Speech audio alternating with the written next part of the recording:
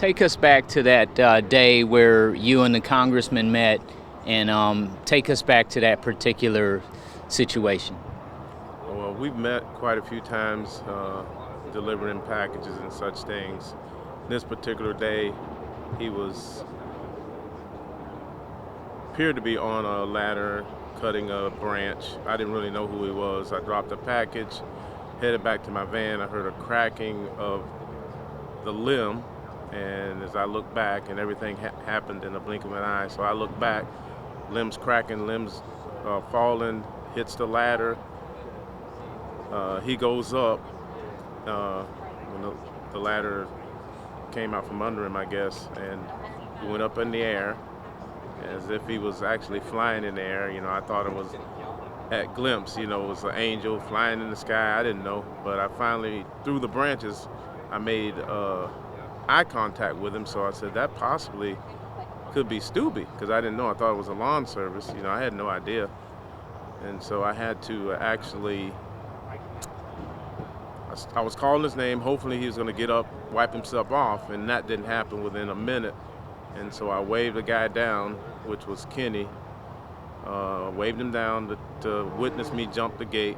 And so Kenny agreed. He went first, and when he put his hand on the fence, I was right behind him. So I jumped the fence, ran back to assist the congressman, realizing that he needed help. And that was the first thing I asked him what he wanted me to do. And he said, get somebody. And he was continually asking about what happened, and he was continuously asking, where's my wife?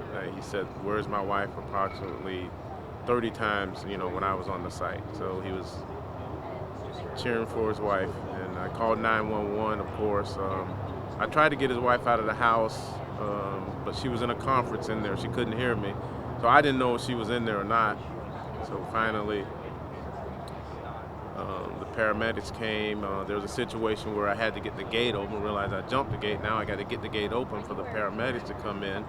Was able to find something within his vehicle that actually I was able to open the gate. I had to kind of be careful because I didn't know what it was connected to, and I didn't want the dogs to come out. There was like 5 dogs.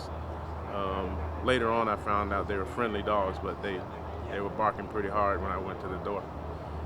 And I would have had to been, or anybody would have had to been led by the Spirit to do something like that. There was a lot of stuff going on, split-second stuff, a lot of emotions running through me, and I hadn't had any food in 8 days. I was coming up on my 8th day when I jumped that gate, so I was a little bit weak as well, you know, weak in the flesh, but I was definitely high in the spirit. And so there's no possible way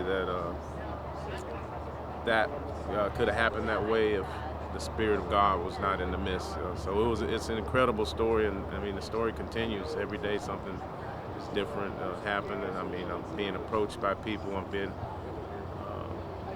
autographs, pictures, a lot of different things. But you know, I got to be humble. I got to live a life of humility.